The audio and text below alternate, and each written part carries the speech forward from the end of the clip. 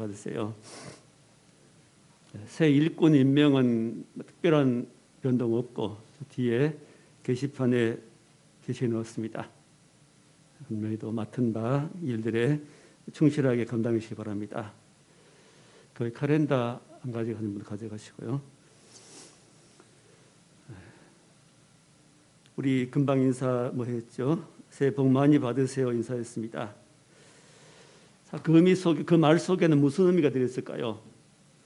학생이랑 합격도 하고 직장 있는 사람 직장 취직도 하고 건강도 하고 사업도 이루어지고 뭐 이러저러한 의미가 들어있겠지요. 우리의 원하는 것들이 잘 되어지기를 바랍니다 하는 그런 의미가 들었을 것 같습니다. 복 많이 받으세요라고 인사했습니다. 자, 복 많이 받으시기 바랍니다. 자, 제 하나님의 은혜와 복이 우리 가운데 풍성하기를 바랍니다. 자, 오늘 말씀 시편 처음 시작한 말씀이 복이 있는 사람이라고 나옵니다. 복이 있는 사람. 시편 전체의 주제입니다. 또 성경 전체의 주제지요. 복이 있는 사람. 자, 우리가 생각하는 복과 또 성경이 말씀하고 있는 복은 조금 차이가 있는 것을 발견하게 됩니다. 자, 그래서 오늘 새해 첫 시간에, 첫 예배 시간에 복이 있는 사람은 어떤 사람인가? 어떤 사람 복이 있는 사람을 말씀하는가? 함께 말씀 나누고 그런 복이 있는 사람으로 살기를 소원합니다. 복이 있는 사람은 첫 번째, 어둠을 피한 사람들입니다. 어둠을 좋아하지 않고 어둠을 피한 사람. 1절 말씀 있죠. 복이 있는 사람은 악인들의 꾀를 따르지 아니하며 그 다음에 죄인들의 길에 서지 아니하고 세 번째는 오만한 자들의 자리에 앉지 아니하고 이들은 악인들의 길입니다. 악인이 자기의 꾀를 내고 죄인들이 죄를 짓는 길을 가고 오만한 사람들이 교만해가지고 난 무시하고 괴롭히고 하는 이런 악인들, 어둠의 길입니다. 이런 어둠의 길을 가지 않는 사람, 어둠의 길을 피하는 사람들이 복이 있는 사람입니다. 어둠에 동조한 사람들은 어둠의 길을 가고 그 길은 복이 없는 길입니다. 근데 사람들은 어둠의 길을 가면서도 그걸 무엇인가 얻기 위해서 흑심을 품고 뭘 얻기 위해서 음란함만 품고 잘못된 사랑을 하고 그 외에도 많은 사람이 어둠의 생각을 가지고 어둠의 길로 갑니다. 그것을 자기들은 인생이라고 생각하고 또 복이라 여기기도 합니다. 근데 성경은 뭐라 말씀하지요? 악인들의 꾀를 따르지 마라. 복 있는 삶을 살려면은 악인들의 꾀를 따르지 않는 것이다.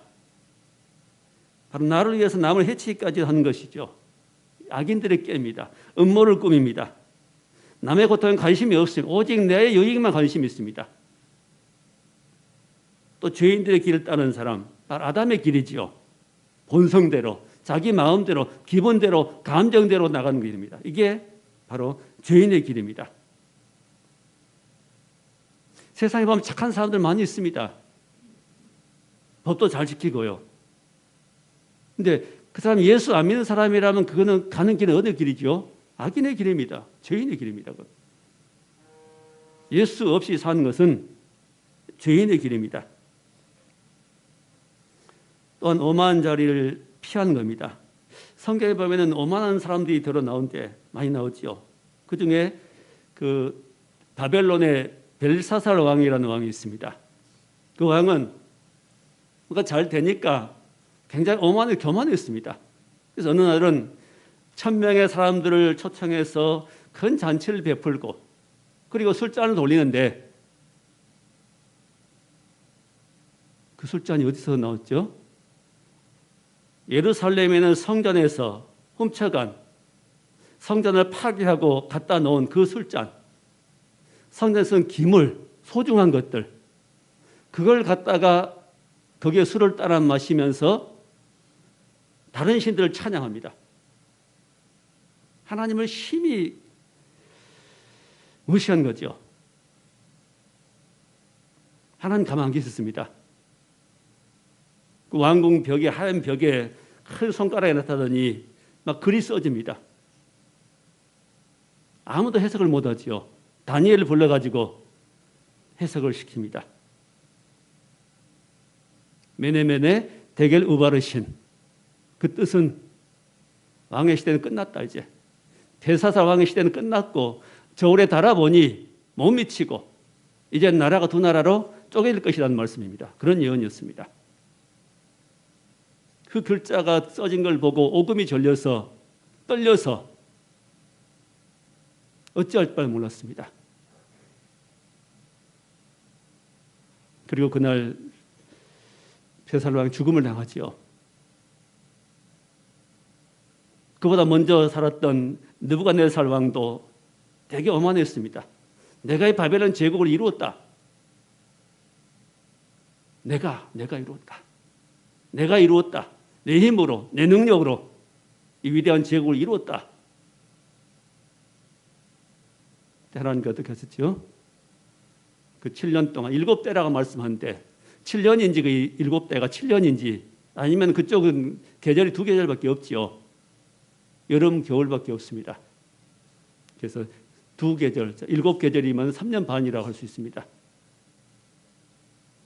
그래서 상당 기간 동안 왕국에 있지 못하고 들에 가서 소처럼 풀을 먹고 독수리 털처럼 머리가 세워지고 짐승 같은 삶을 살았습니다.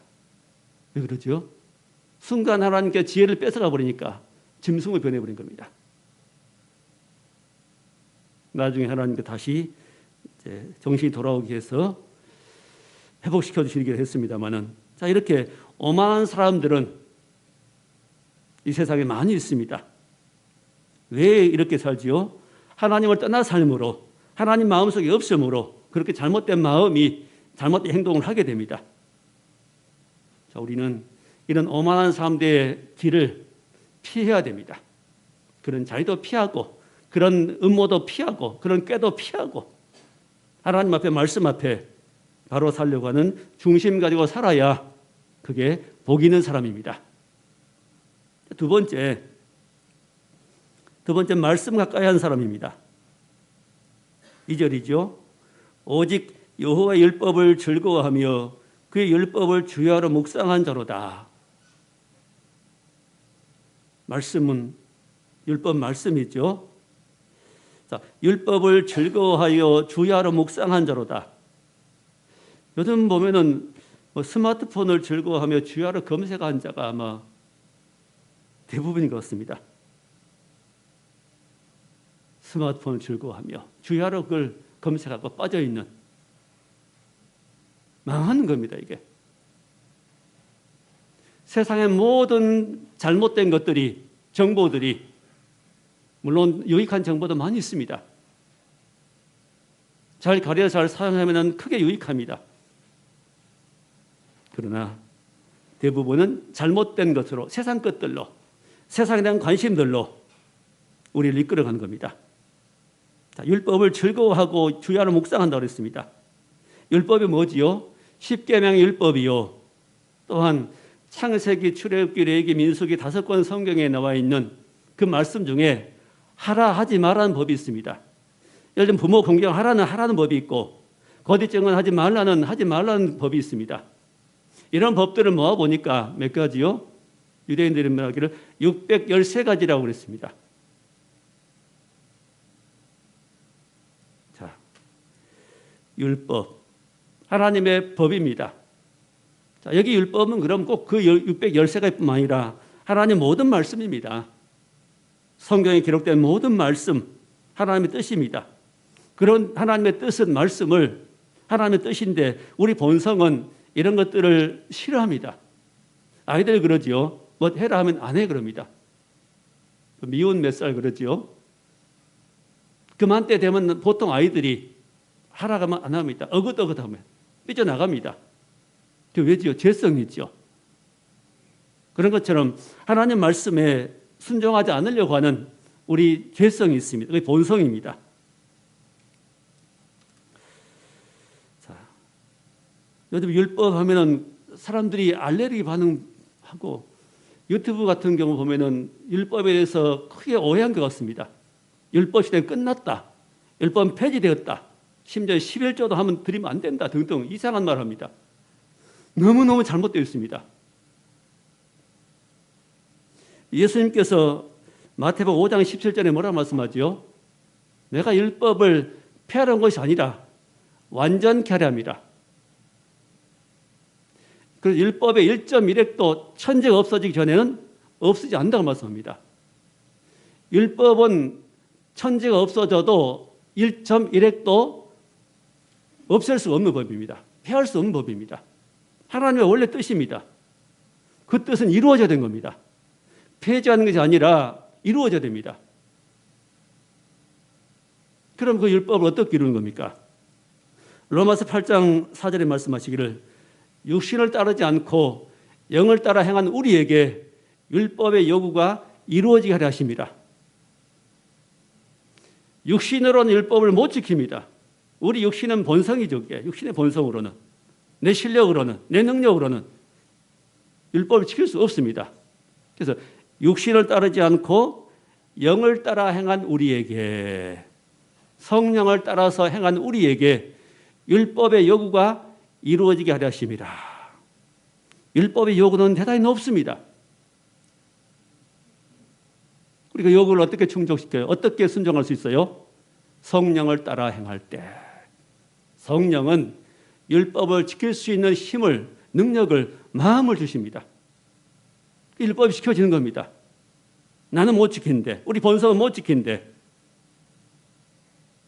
성령께서 우리 안에서 역사하심으로, 나의 마음을 바꿔주심으로 내 본성을 버리고 하나님 뜻을 행할 수 있는 그런 마음을 주십니다. 어디서? 중심에서. 그 율법의 요구가 이루어질 수 있도록, 율법을 순종할 수 있도록 해주십니다. 율법은 폐지하면 안 되는 겁니다. 폐지될 수가 없습니다. 다 이루어집니다. 예를 들면 율법에 우리 레위 같은 경우에 막 짐승을 잡아 드립니다. 제물 드립니다. 그 제물을 잡아 드리는 짐승 제사는 지금 드리지 않습니다. 왜? 주 예수께서 오셔서 본인이 제물 되시고 자신이 제물 되시고 짐승의 피가 아닌 자신의 피로 단번에 하늘 성소에 들어가셨으므로 우리는 예수 피로 예비하는 겁니다. 예수 이름으로 예수님을 의지해서, 그 피를 의지해서 하나님께 나갈 수 있는 겁니다. 율법보다 훨씬 더, 율법에서 제시한 그것보다 훨씬 더 높은 그건 그림자였고 실체이신 예수님께 오셔서 그 일을 이루으십니다. 이렇게 율법이 이루어지는 겁니다. 그 율법은 폐지하는 건 아닙니다. 이루어가는 겁니다.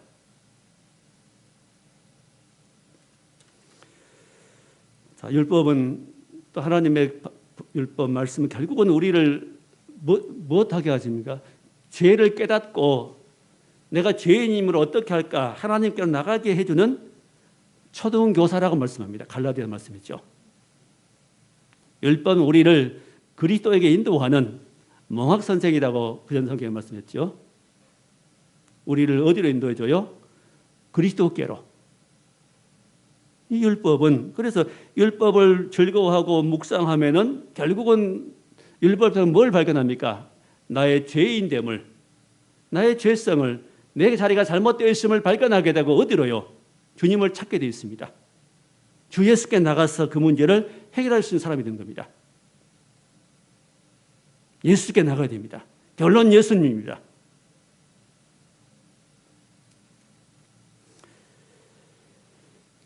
그래서 우리는 하나님의 율법 또 그리고 모든 성경 말씀은 하나님의 뜻이고 우리에게 주신 말씀이므로 그 말씀에 나를 맞추어 나가야 됩니다. 내 말씀에 맞게 나를 바꿔 나가야 됩니다. 그게 구원입니다. 그게 성화지요. 그래서 우리 성경을 많이 읽고 듣고 또 들은 바를 순종해야 됩니다. 우리 교회에 나오실 때 자기 성경 분명히 가지고 나오셔서 집에서도 보고 또 교회에서도 그 성경과 예배를 드리기 바랍니다. 굉장히 중요한 자세입니다. 자기가 가지고 있는 자기 성경 한 권은 저기 있어야 됩니다. 은혜 받은 말씀 표시하고 필요한 말씀 표시하고 이게 안 되면은 안 되는 겁니다. 말씀 중심이 됩니다. 말씀 깨닫지 못하고 말씀 중심 나가지 못하면 그 신앙은 잘못될 수 있습니다. 자, 이렇게 어둠을 피하고 하나님 말씀 가까이 하고 순종하다 보면 결과가 어떻게 생겨요? 열매를 맺게 됩니다. 자, 3절에 그가 누구지요? 앞에 1절, 2절 말씀 순종한 자입니다. 이렇게 사는 그는 자, 세 번째 복은 열매를 맺는 사람입니다. 오늘 말씀 중에 핵심 부분이 나와 있습니다. 복 있는 사람은 어떤 사람이죠? 열매를 맺는 사람입니다.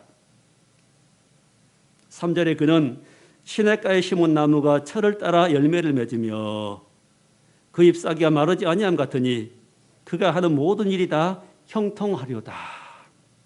열매를 맺고 살아갈 때 그가 하는 모든 일이 다 형통하리로다.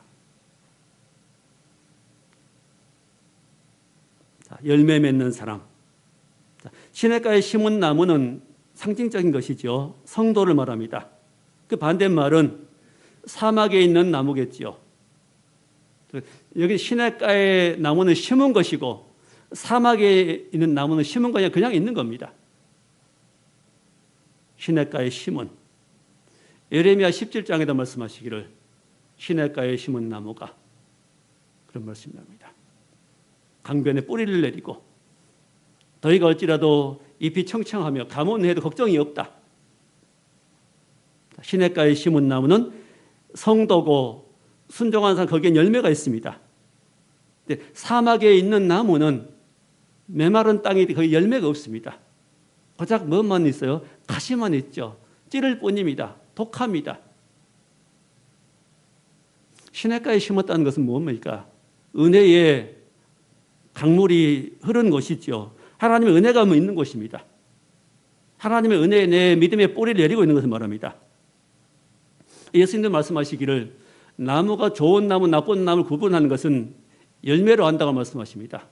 좋은 나무는 좋은 열매를 맺고 못된 나무는 나쁜 열매를 맺는다. 그래서 뭘 보고 구분한다고요? 그 열매를 보고 구분한다고 말씀합니다. 좋은 나무는 좋은 열매를 맺는데 그 사람은 그리스도 예수 안에 있는 사람입니다. 뿌리를 강변에 내리고 바로 그리스도의 양분을 먹는 사람입니다. 하늘의 양분을 먹는 사람. 성경에서 계시된 그 약속된 그 양분, 그 생명을 먹고 사는 사람입니다. 흡수와 사는 사람. 그러니까 자연히 그 속에 뭐가 나오겠어요? 주님께 속한 천국에 속한 좋은 것이 나옵니다. 근데 못된 나무는 나쁜 열매입니다. 그건 세상의 것을 흡수하는 겁니다. 세상 문화를 흡수하는 겁니다. 아무리 세상에 정직한 사람이 있고 남들 보기에 훌륭하고 보이고 깨끗하게 보이는 사람이 있지만은 그가 예수 믿지 않고 산다면은 그 열매는 뭘까요? 하나님의 말씀 보시기에는 못된 열매입니다. 나쁜 열매입니다. 땅의 열매입니다. 육신의 열매입니다. 사람 보기에 오르는 겁니다. 어떤 길은 사람 보기에는 옳지만은 필경은 사망의 길인 겁니다. 자, 나무가 열매를 맺으려면은 조건이 있더라고요. 일단 땅이 좋아야 됩니다. 거름이 잘 돼야 됩니다. 토질이 좋고 거름이 잘 되면은 양분을 충분히 먹을 수 있습니다. 그리고 또 밑에서는 흙이 좋아야 되고 위에서는 햇볕이 쬐야 됩니다. 사과도 보면 동그란 사과는 아직 제가 못 본 것 같습니다. 한쪽이 꼭 큽니다. 빨간 쪽이 크고 색깔이 빨갛지 않은 쪽은 좀 작습니다. 색깔이 좋고 큰 쪽은 햇볕을 받는 쪽이죠. 햇빛이 없으면 열매를 맺을 수가 없습니다. 태양열 광합성에 의해서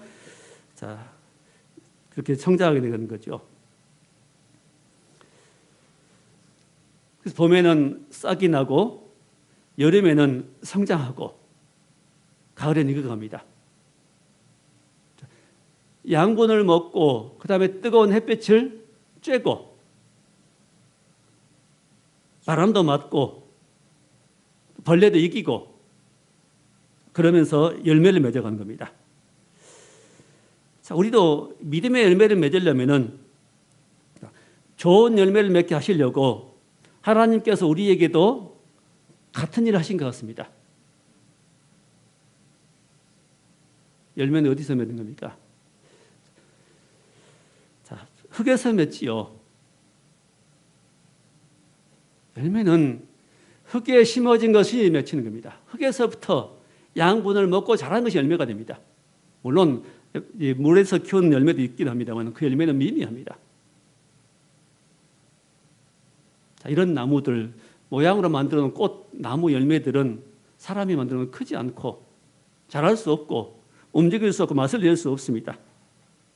향을 낼 수 없습니다.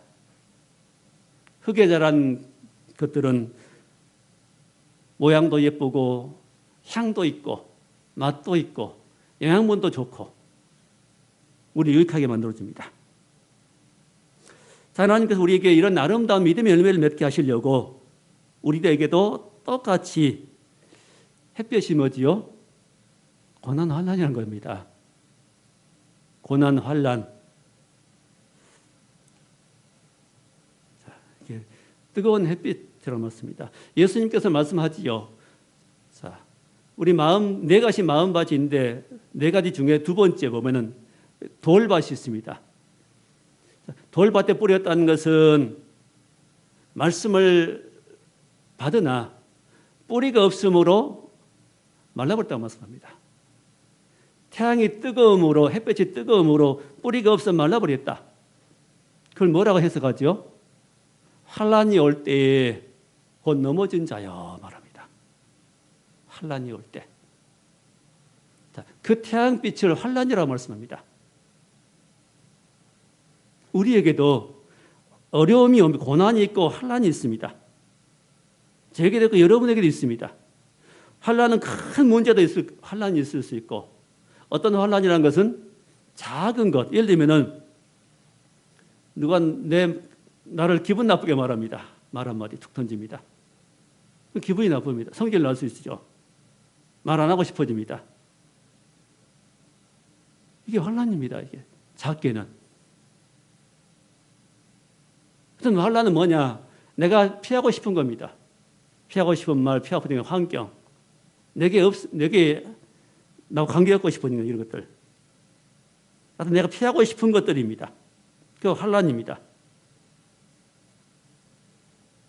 크고 작은 환난들. 일단 이 세상은 내가 원하는 일이 다 안 이루어지죠.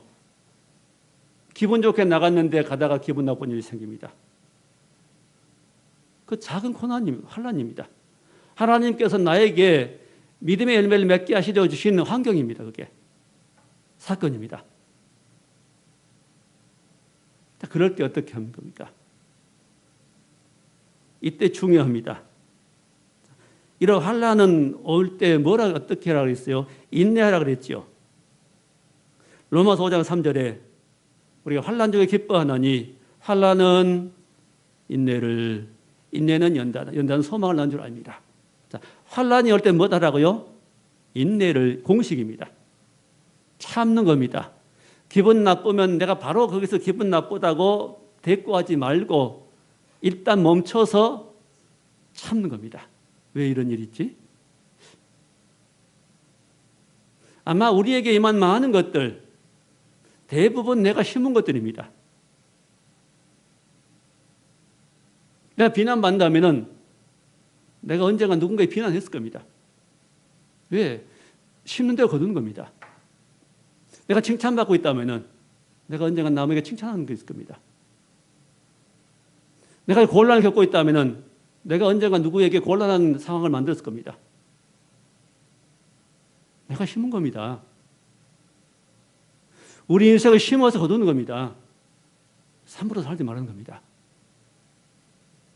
내가 좋은 걸 심으면 좋은 것을 거두게 됩니다.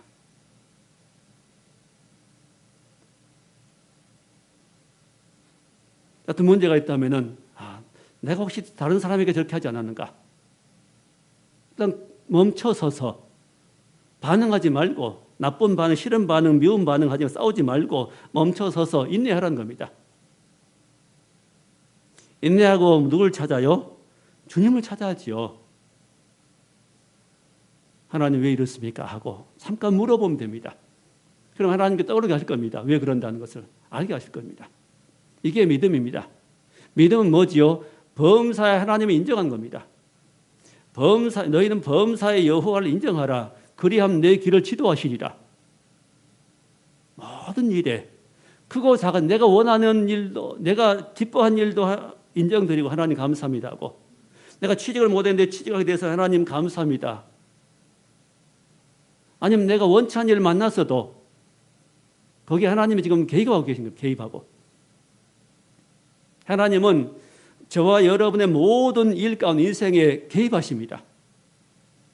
하나님이 허락지 않으면 참새 한 마리 떨어지지 않다고 말씀하지요. 작은 미물인 참새까지 하나님께서 관리하고 개입하시는데 하물며 너희일까 보냐. 예수 그리스도의 귀한 피로 구원받게 하신 백성들을 어찌 하나님께서 소홀히 하시겠냐 말입니다. 하나님께서 저와 여러분의 모든 삶 가운데 개입하셔서 우리를 연단하십니다. 자, 연단은 어떨 때 연단이 됩니까? 인내할 때. 잠언 17장 3절에 말씀하기를, 도가니로 은을 연단하고 풀무로 금을 연단하지만은 하나님은 우리의 마음을 연단하신다고 말씀합니다. 연단은 뭐죠? 자, 금과 은을 연단은 왜 하는 겁니까? 불순물을 제거한 겁니다. 그 안에 있는 금이 아닌 은의 성분이 아닌 다른 것들이 불순물이 들어있습니다. 그것들을 제거하기 위해 순수한 금을 얻기 위해서 뜨거운 불에 집어넣었다 빼내는 거죠. 걸러내는 겁니다. 하나님께서 우리에게 환난을 당하신 일이 뭐지요? 불순물 제거입니다. 연단입니다. 자, 여러분 안에는 온갖 잘못된 불순물이 많이 있습니다. 하나님의 것이 아닌, 천국의 것이 아닌 사단이 심어놓은 가라지들이 많이 있습니다. 꼬깃꼬깃 들어있습니다. 수도 없이 많습니다. 그것들을 어떻게 해요? 걸러내는 작업을 뭘로 하는 겁니까? 환난, 연단이라는 걸 통해서 하신 겁니다. 환난이라는 고난을 통해서. 내가 원치 않는 환경을 만남으로 그것을 걸러내는 겁니다. 그러면 열매는 어디가 맺힌 겁니까? 마음에 맺히는 겁니다.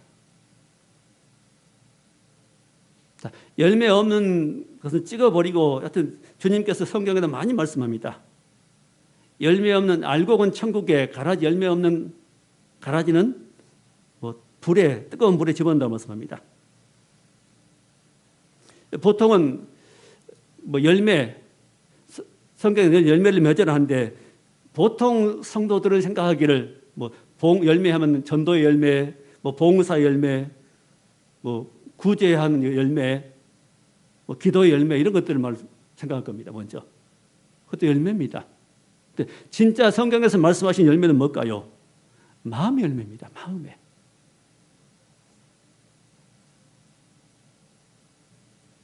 어디 겉의 열매를 열매라 말씀하지 않습니다.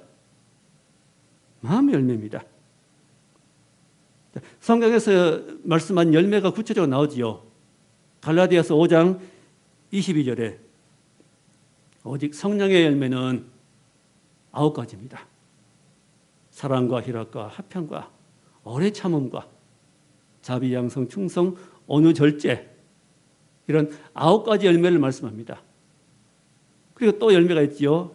빛의 열매. 에베소서 5장 9절에 말씀하신 3가지 열매가 있습니다. 빛의 열매는 착함과 의로움과 진실함이 있느니라. 이 모든 열매는 어디에 맺히는 겁니까? 마음에서 나오는 겁니다. 착함, 진실함, 의로움.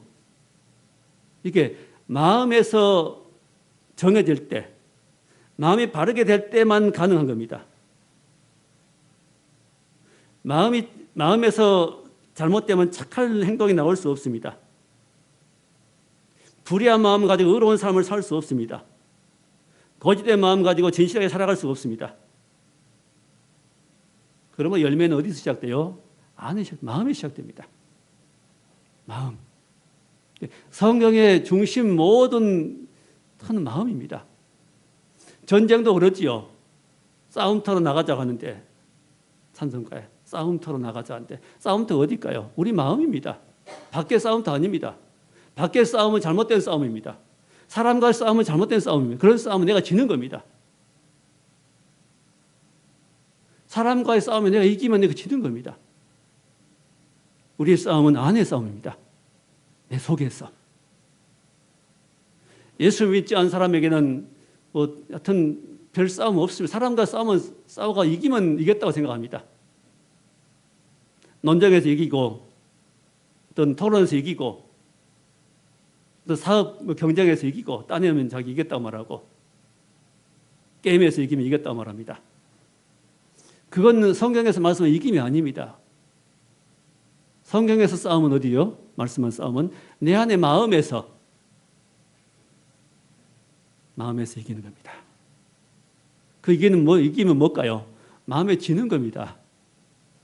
내 욕심에 내가 나를 포기하는 게 이기는 겁니다.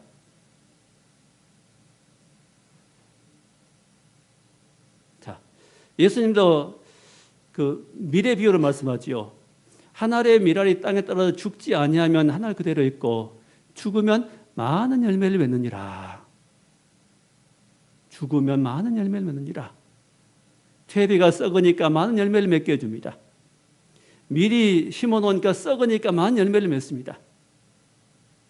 열매를 맺는 조건은 이기는 게 아니라 사는 거 아니라 지는 겁니다. 예수께 죽으심으로 우리를 살렸습니다. 부활했습니다. 죽으심으로 부활하시고 우리 옛사람이 죽음으로 새 생명으로 부활하는 겁니다. 우리 승리는 죽음에 있습니다. 옛사람의 죽음입니다. 남들 보기에는 용감하게 보이고 똑똑하게 보이고 잘나 보이고 있어 보이고 세상에 그런 사람을 영리한 사람, 똑똑한 사람, 성공한 사람 말합니다. 하나님께서 말씀하시는 복 있는 사람 어떤 사람이죠? 안이 새로워진 사람. 내 안을 주님께 양보한 사람. 내 주권을 주님께 양보한 사람. 그 사람 복 있는 사람이에요. 그게 천국에 속한 사람입니다. 그 사람 속에서 열매가 나오는 겁니다. 바뀌지요?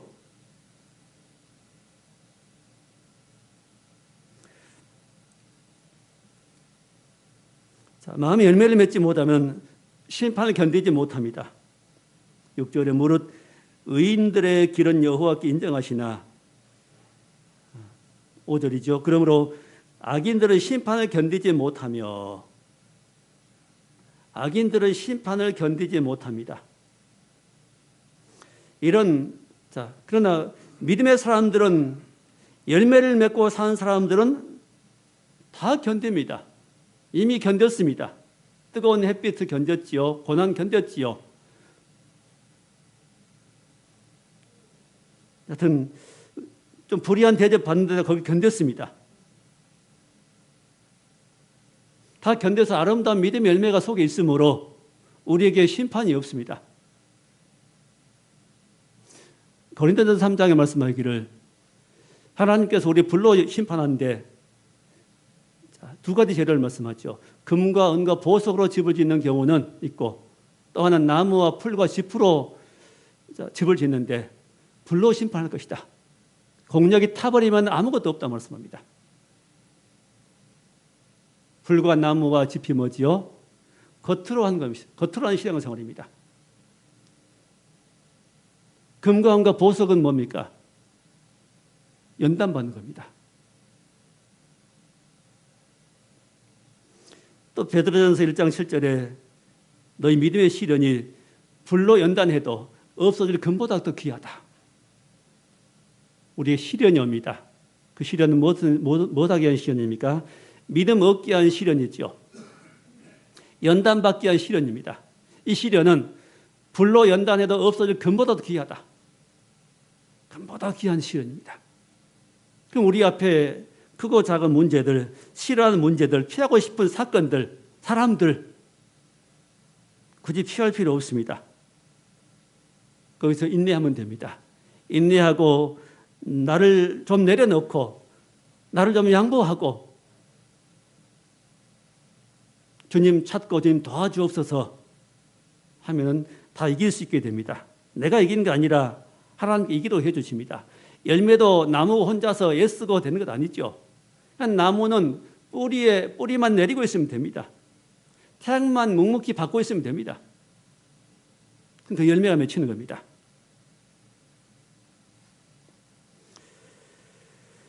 자, 인내가 열매를 맺으면 큰 시험도 면하게 되신다고 말씀하십니다. 요한계시록 3장 10절에 내가 내 인내의 말씀을 지켰은즉 네가 내 인내의 말씀을 지켰은즉 내가 또한 너를 지켜 시험의 때를 면하게 하리니. 시험의 때를 면하게 하겠다. 자, 이 시험의 때가 언제죠? 이는 장차 온 세상에 임하여 땅에 거한 자들을 시험할 때라. 온 세상에 임하여서 땅에 사는 모든 사람을 시험할 때가 언제입니까? 대환란이죠. 그런 무시무지한 환란이 와도, 시험의 때가 와도 이미 땅에서 하나님 말씀으로 연단받아 버리고 열매를 맺고 사는 사람들은 그 시험의 때를 면하게 해주겠다. 훈련이 충분히 되어버린 선수들은 다시 그 훈련할 필요 없지요.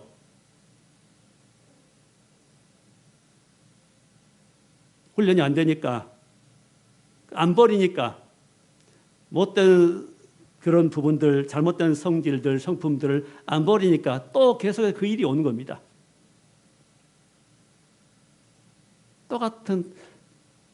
그래서 똑같은 사건 아니지만 비슷한 사건들이 또 옵니다.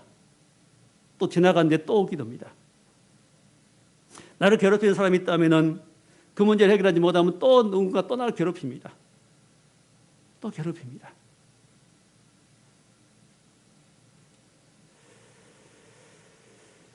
자, 무거운 말씀처럼 들립니다. 복 있는 사람 어떤 사람이라고요? 열매를 맺는 사람입니다. 열매는 어디 맺히는 겁니까? 밖으로 드러나지만은 그 원죄는 우리 안에서 맺히는 거예요. 마음 속에서. 마음이 정리되어야 됩니다. 마음에서 순종하지 못하기 때문에 싸우는 거지. 하나님 말씀과 내가 싸웁니다. 하나님의 뜻과 내가 싸웁니다. 속에 성령이 우리 속에서 역사하고 우리 속 계속 감동하는데 그 감동을 내가 무시해버리고 싸웁니다. 내 감정이 싸우고 내 욕심이 싸우고 내 자존심이 싸웁니다. 용서해야 되겠는데 생각은 하는데 알면서도 안 합니다. 왜? 내 자존심이 더 강해서 화해하지 용서하지 않습니다.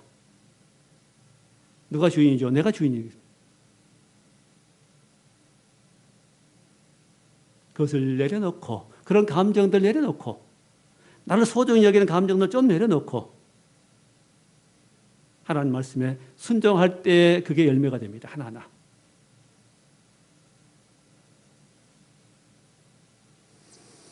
자, 이제는 우리 속에서 하나님과 싸우지 말고, 하나님의 뜻과 내가 싸우지 말고, 내가 십자가 앞에 나를 내려놓고 나는 옛사람은 죽었습니다. 예수님이 죽으신 것처럼 나도 죽었습니다. 하고 죽음을 고백할 때 거기 부활 생명이 나오는 겁니다. 예수 생명이 나옵니다. 그 예수로서, 그 믿음의 삶입니다.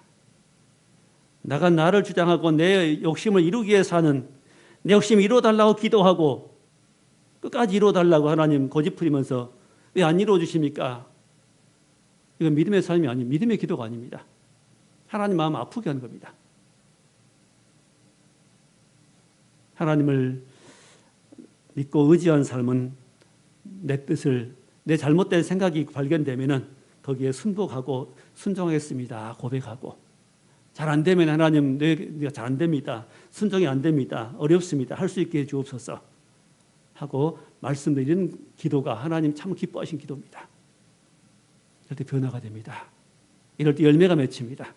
그러면 아름답습니다. 하나님이 기뻐하시고 나도 그 열매를 가지고 살 때 내가 행복해지고 내 곁에 주변의 사람들이 같이 행복해집니다. 그러면 새해는 복 있는 사람 됩시다. 열매를 맺어 갑시다. 지금까지 맺어왔지만은 이제는 더 아름다운 열매, 사람 보기에도 아름답고 하나님 보시기에도 아름다운 인정받을 만한 그런 믿음의 열매를 많이 맺어봅시다.